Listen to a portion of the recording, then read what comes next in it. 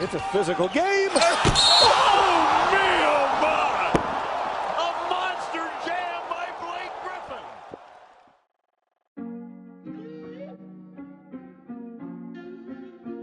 What's up, everybody? It's your boy 2.1, and today we're looking into the emergence of a future Laker great. So sit back and enjoy. In every sport, there's a team considered the laughingstock of their league. No matter what moves they make, they're always at the bottom of the totem pole, and all we can say is, well, maybe next year. Teams like the Miami Marlins, Cleveland Browns, and the 76ers have gone through constant turmoil, but luckily for the 76ers fans who are now trusting the process, a new jester has taken the reins of the NBA, and their name is the Brooklyn Nets. Not only were they robbed for their pot of gold by the hated Leprechauns, Celtics in 2013 for probably one of the dumbest trades in NBA history, but they were robbed again this past draft by the even more hated Lakers for the biggest steal in the draft and possibly lost a franchise player in Kyle Kuzma. If either of those teams didn't take a chance on him though, according to Kuzma and his trainer, the Spurs were looking to get him at the 29th pick. Imagine a team of Kuzma, Rudy Gay, Kawhi Leonard, and LaMarcus Aldridge with the great Greg Popovich to coach them. That would just be crazy because Kuzma will win tons of championships down the road, but that's another video entirely. Kuzma is a 6'9" combo guard from Flint, Michigan, with the ability to put the ball on the floor and create his own shot effortlessly. This was first displayed in the Summer League when he was going off on every team matched against him. He went from being a practical nobody projected to be in the second round to being a household name that Lakers fans are chanting for, especially after his 30-point, 10-rebound performance in the Summer League championship game.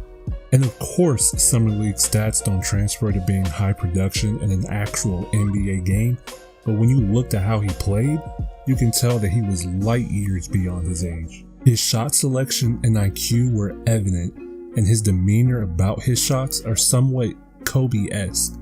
He has the beginnings of that Mamba mentality where he looks as if he can go off for 30 every night. No shot is a bad shot, and that's what I love. And don't even get me started on his defense. He has those rookie mistakes, but he's not afraid to guard anyone. Hopefully down the road, he'll become as much of a head case on defense as he is on offense and be one of the best two-way players in our league. The Lakers definitely saw his potential from his college days at Utah and jumped on it ASAP, but the Nets held the last piece. Luckily for the Lakers, it's the Nets, and Magic Johnson worked his magic and pulled the plug on the Russell Lonzo experiment. At first, it looked like a great trade for the Nets since they were getting D'Angelo Russell, who still has a lot of upside despite his immaturity, but constant knee injuries plagued him, and he's now been out all season with no timetable for his return. Kuzma, on the other hand, has been a force of nature and is in the conversation for Rookie of the Year. He's currently averaging 17.5 points, 6.5 rebounds, and 2.3 assists while clipping 39.2% of his threes. His 17.5 points is ranked first on his team, second among rookies, and the fourth highest scoring average for a Lakers rookie behind the greats Elgin Baylor, Magic Johnson, and Jerry West. That's a very important statistic because those three players are not only Laker greats, but three of the greatest players to ever play in the NBA. And there's one man to thank for this. Kuzma could have been a Net, but thanks to Bill Burtka, it never came to fruition. Now Lakers fans, I know you all want to thank Magic Johnson for getting Kuzma, but Burtka is the real MVP for recognizing what every other NBA team couldn't. I know you all have that puzzled look right now like, who is Bill Burtka? Well, Burtka was also a part of the Showtime Lakers and instrumental in the legendary Kobe pre-draft workout that convinced Jerry West of his greatness.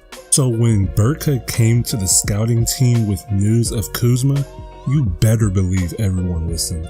Jesse Buss, the director of scouting, said that Burtka got all wide-eyed when talking about Kuzma.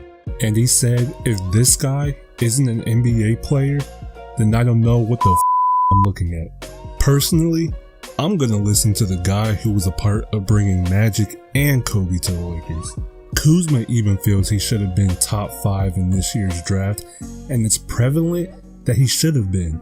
His production offensively and defensively are what's earned him a starting position, and he's making it known that every other team shouldn't have passed on him. Just in his past 10 games, he's averaging 21 points on 42.1% from 3, which was highlighted by a career-high 38-point outburst against the Rockets. He fits perfectly with the Lakers though, as Lonzo is the perfect point guard for Kuzma's game since he gets a fair share of his baskets in transition. They're a deadlier combo than what Lonzo and Russell would have been, and according to Zoe, they have that light skin connection. So be looking for these light-skinned brothers to be a dynamic duo in the next couple of years. Luke Walton will utilize Kuzma to the fullest capacity, and the Lakers as a whole will flourish once they have some experience under their belt combined with veteran talent.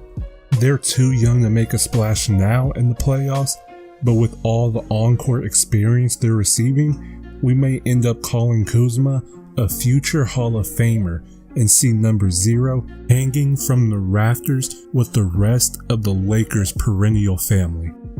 If you've liked what you've seen today, please like and subscribe for future content, and stay wavy, my friends. 2 Point out.